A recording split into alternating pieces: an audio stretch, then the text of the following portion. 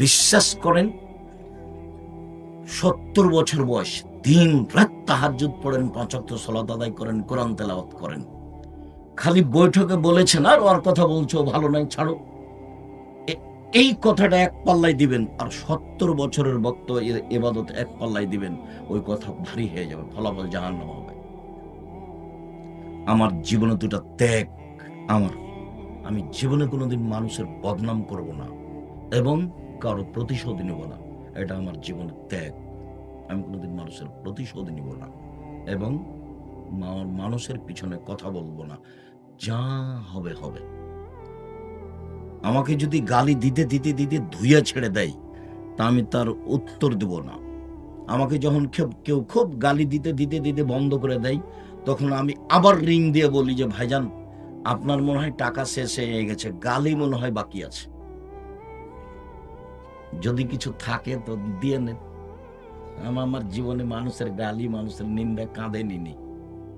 আমাকে 1 মিনিটের জন্য আল্লাহ পিছন দিকে নিয়ে যাননি, সবসময় সামনের দিকে আছে, 1 মিনিটের জন্য। তো বক্তব্য বলার সূচনায় বলতে হবে আসসালামু আলাইকুম, তারপর কোনো কথা, তারপর আউযুবিল্লাহ, তারপর বিসমিল্লাহ, তারপর কোনো কথা, তারপর যেটাই হোক।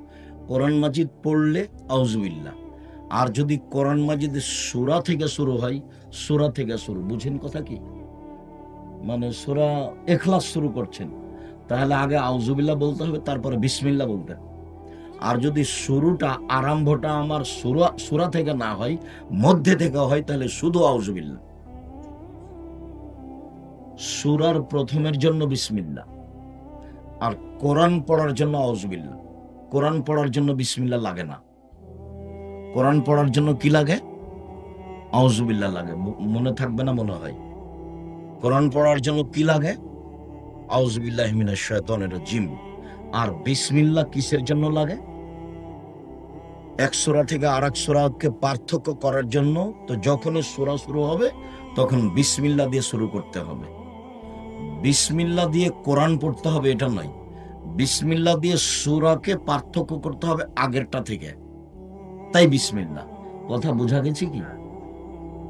জি, সম্মানিত দিনী ভাই বোন, হলদিয়ার মানুষেরা সচেতন, অনেক বক্তব্য শুনলাম, খুব নিকটে ছিলাম, তো মনে হয় গোলাম আজমের এত কাছে আমাকে রাখা মনে হয় ভালো হলো কিনা। তার মানে আপনাদের সব কথা আমার কানে ধরা থাকলো, বক্তা সাহেবেও ধরা থাকলো, যারা দলীয় ভাবে এসেছেন তাদেরও আমার কানে ধরা থাকলো, যেটা মানে